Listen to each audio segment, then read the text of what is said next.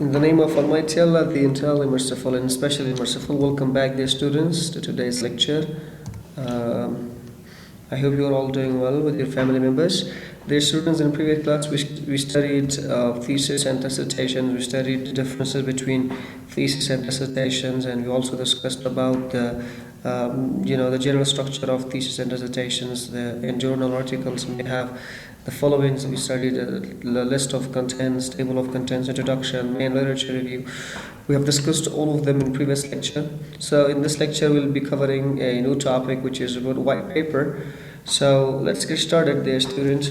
So we will discuss white paper into two terms. First is white paper is an authoritative report or guide that informs the readers concisely about a complex issue and presents the issuing body's philosophies in the matter.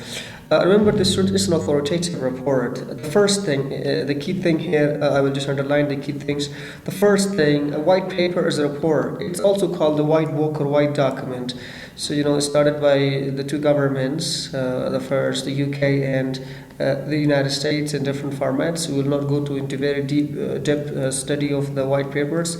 It's going to be just a simple introduction. White papers or guide that informs the readers concisely. It just informs the readers about a complex issue. Suppose there is a complex issue. For example, the issue is the cost of oil is day by day increasing, or the sources of the earth are getting low day by day. What can be suppose these are the issues: the cost of the cost of the oil slashing or just increasing.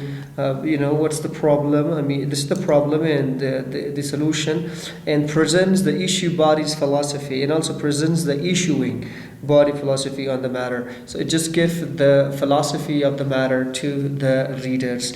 Okay, so it's meant to help readers understand an issue, solve a problem, or make a decision. Remember, the students, it helped the readers to understand an issue. It just help the reader to understand. Suppose there is an issue, there is a problem, and there is an obstacle, there is a hurdle. The readers, through reading white paper, will understand the hurdle and the obstacle of the problem, and then they will be able to solve the problem as per their comments, or make decisions, and then can also they make a decision. This is the one side of the report of white paper. This is the one aspect of the white paper. We will study the other aspects of white paper in upcoming slides.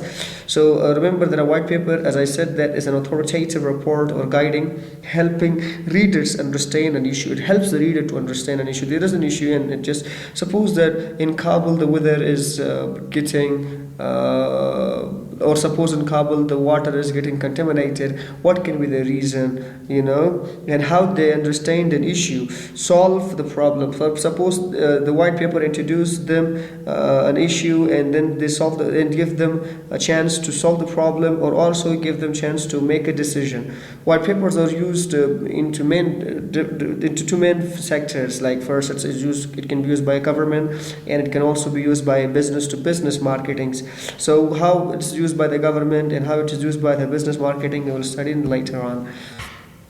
So now, what is a white paper? As another one is a concise report that informs the reader about a complex issue.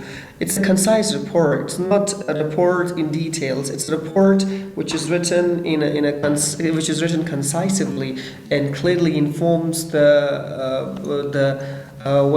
readers about the issue. It informs the readers about the issue concisely, and just give them information about the issue, often used to convey an organization's philosophy and encourage potential customers. From the business, or I said before, the business to business marketing, it is often some organizations, there's a philosophy. It's something that is done before a product is actually introduced to the market, or the product is supplied to the market. So a lot of business organizations target the potential customers and give give them information about the upcoming product, or the challenges that upcoming product will face, or the new things that are going to be appeared in the upcoming product. So it encouraged the potential customers, it made the ground for the potential customers to buy the product or use the product, or use solve the solution before they actually launch the product to the market. So it encouraged the potential. It means that it informed the potential customer, the customers that the business is targeting, or technology can be targeting. It means that before they actually launch a product, before they actually supply a product to the market, they make a ground for them for the product. They just create awareness about the product through using white papers. So contain proposal for the specific policy area suggested during the consultation process. So sometime it contains proposal. Suppose that a white paper is released from a business, and it contains specific policies, like where the potential customers or the users can be the potential users of the product or the technology or the information. They have suggestions, and there will be a policy where they can suggest during the consultation process. It means that it's a paper that is given to the potential customers and contains proposals from them, specific proposal based on specific policies, where the customers can suggest their ideas, or they can suggest their interests and in the consultation process. Then the company collect all of them, and then they try to work upon the suggested ideas or the proposals given by the potential customers. Now, white paper includes an outline of a problem that the project is looking to solve.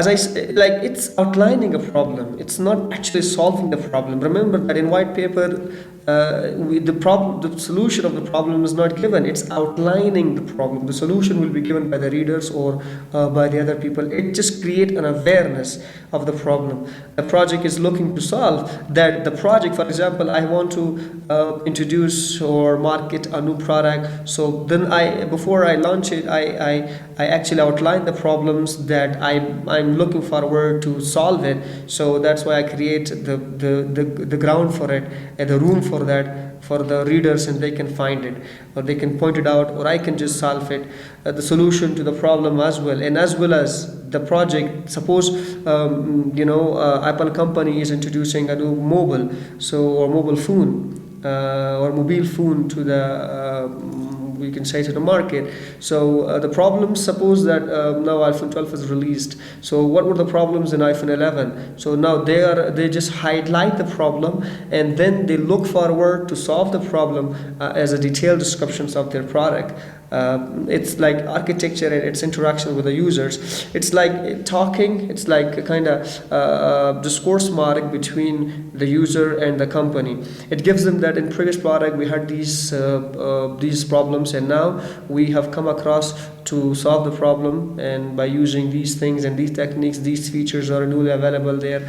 Like a company, like suppose if you want to publish a book. Before you publish a book, you just give it to the proofreaders. The proofreader giving you some suggestions and some ideas that they should point it out. The students, you can also see that movies, sometimes they have critics. Before they release a movie, they just ask the experts to watch the movie first, and then later on they actually release the movie in cinemas.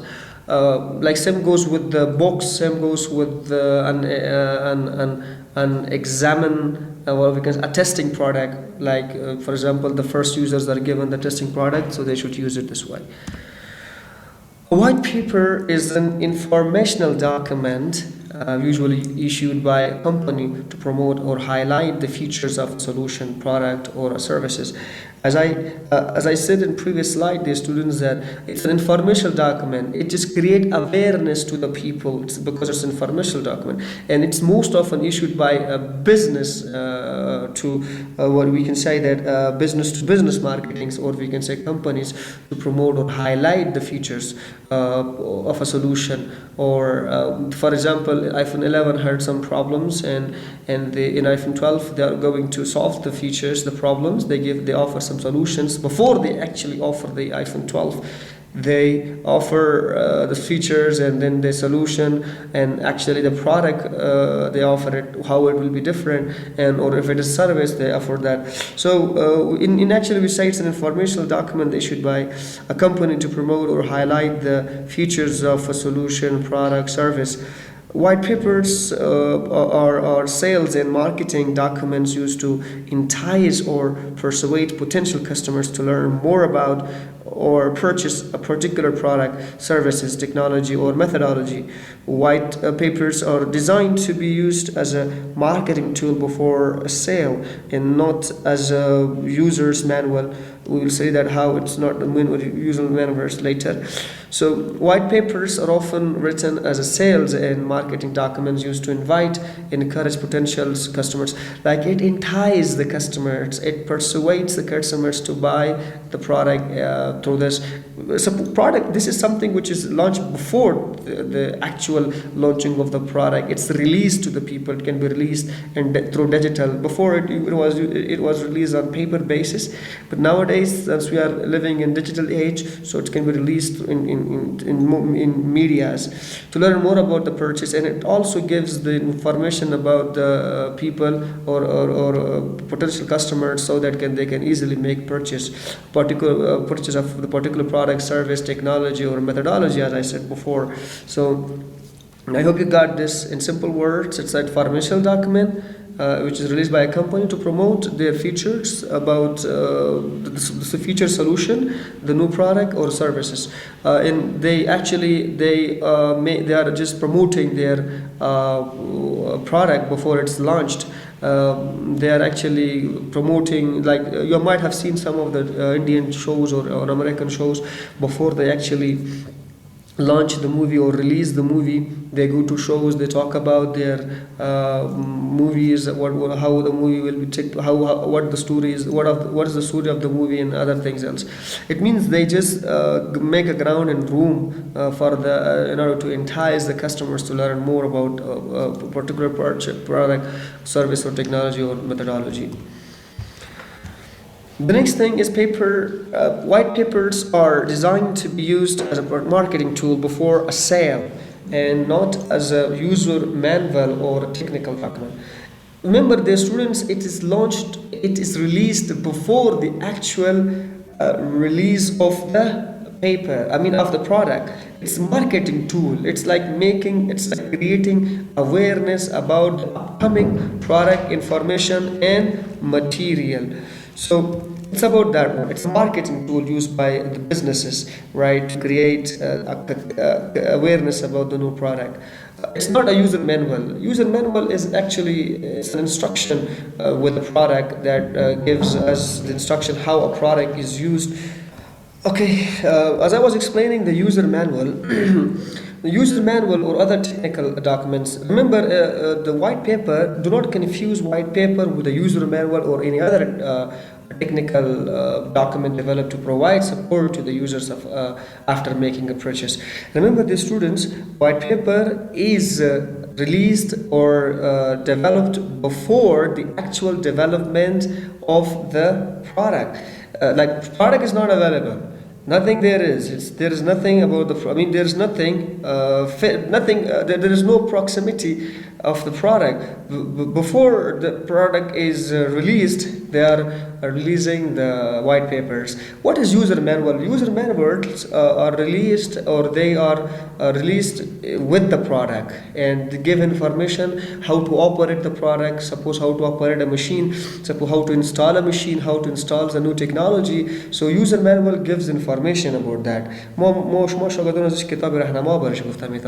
User manual, it's a book of instruction, or it's a paper of instruction which gives information about about the operation of a product, about the operation of a technology, or how a product or a service or a new technology is used, or other technical document developed to provide, or it's not another technical document that provides information about the product. So it's like something. It's like to the user after making the purchase. It's like before the product, not after. After is actually user manual and technical documents are developed with the product. It's with the product. You might have paid attention at the product available there when you buy something, while the white paper is released before the actually launching of the product. Okay, so next we have is for law, several drafts of a white paper may be distributed for the final comments, after which it goes for approval. Before a government approve a law, they distribute white papers about the law, and then they try to face the challenges or the obstacles or the reactions of the people commenting about the new law. So for the approval, the final approval of the law, they just distribute several drafts of a white paper. They distribute one white paper, another white paper, 2 or 3, 4 white paper to different people, especially the authorities in the government. And then they ask them their comments. After that, they approve it. So it's also white paper. It's used in this way by the law. As I said, it can be used by business to business organization for the marketing tool purpose, and can be used by the government. In technology, a white paper usually describes a theory behind a new piece of technology. Let me give you an example. There is a movie by the name of Martian. Elon Musk has the project to colonize the Mars, or the red planet. Because he believes that the source of the earth will diminish before we just live here in the diminishing sources of the earth. We have to move to the Mars. He's trying to colonize it. Now, before he colonized it, there is a movie. There is a movie which creates awareness about the red planet or the Mars, that how life will be there, whether we will have the life possibilities, or what's the weather condition, how is the atmosphere of the red planet. So they're giving you a kind of idea about the Mars in the forms of movie. Like white paper just goes similar with that. In technology, talk about the theory behind the new piece of technology. Before they launch the actual technology, they give theory about that. You might have seen a lot of theories given by the philosophers, and now people are developing those theories, and they are actually creating a new technology based on the theories given by the experts or the philosophers. So it's actually white paper. It describes a theory in technology before the actual technology comes to. You might have watched some of the fiction movies. They give a kind of we can say the theory behind of the technology, and then later the technology is being developed. The students' monograph, thesis, dissertations, and journal articles may have this. We studied these abstracts as a summary. Table of contents gives the chance to a reader navigate through your topics. In table of contents, if you have used tables, we have a list of table of contents. Introduction gives the purpose, why you have done this. Main literature review, how much people have information about this, or how much data is available there. Case study, same findings, what methods have you used. Discussions, how you discuss this. Conclusion, what was the result. In acknowledgements, the people who helped you, you thank them. Reference, from which books you have or which resources you have used. Or appendix, it's extra or details information about that. So we discussed this in part 1 in dissertations and thesis. Exercise, the students find the words in the list above that match the following definitions. Actually, this is an exercise, you should do it. I will do some of them. A short summary of 100 words to 200 words which explain the paper's purpose and main findings. What can be that? It's actually an abstract. A list of all the sources the writer has mentioned in a text. What can be that? It's actually a reference. A section at the end where additional information is included. Any guesses? Yep, that is appendix or appendices. Now, what is normally found in an essay introduction? Choose from the list below. In essay introduction, what can we have? If you say that this is available, you should say yes. If it's not, you should say no. First, definition of any unfamiliar terms in the title. That is yes. Your opinions on these things are available in introductory paragraphs of or introductory sections of an essay. Your opinions on the subject of the essay. Do we give this? Of course, yes. Mention of some sources you have read on the topic. Do we say this in introduction? No. A provocative idea or question to interest the reader. Do we have this? Of course, yes. Your aim or purpose. This is 100% yes. The method you adopt to answer the questions or an outline. No. Some brief background to the topic. True, because I told you before, general statements and these statements. And any limitations do you set yourself? No, we don't limit ourselves there. What is critical thinking? Dear students, let's talk about the critical thinking. What is critical thinking? It's actually analyzing the facts to form a judgment. This is a critical thinker. Critical thinkers do critical thinking. Now, what is critical thinking? As I said, it's a analyzing of the facts before you make a judgment or form a judgment. Critical thinking means not just passively accepting what you hear or read, but instead actively questioning and assessing it. In simple words, that in critical thinking, the acceptance or rejection, the acceptance or rejections shouldn't be taken place blindly. There should be reality. We have to go to the real sections and then we should do it. Okay, that's easy. And you have to ask you the following questions while you are doing critical thinking. Critical thinkers are supervisors, or they are those who try to find out mistakes or the other faults or defects in your research, report, dissertation, thesis, or etc. So, we also call them critics. Okay. What are the key ideas in this? While you are doing critical thinking, you have to, for example, you are doing critical thinking about a thesis or a dissertation. Before you just read that, you have to ask, suppose you are reading a report, you should ask yourself this. What are the key ideas in this? What are the key points mentioned in this report? B, does the argument of the writer develop logically, step by step? Does the writer or has the writer developed this argument step by step or not? It means does he or has he followed any order sequence which is logical? Does our mind accept the sequence which is followed by the writer? C, are the examples given helpful? Would example be better? It means that the examples which are given in this thesis or in this monograph or the dissertations are helpful, or the writer can make it better. If you think that the writer can make it better, so you have to give your suggestions to them. You can also say that are there any other examples that can make the issue easily explained, or can explain the issue easily? Does the author have any bias?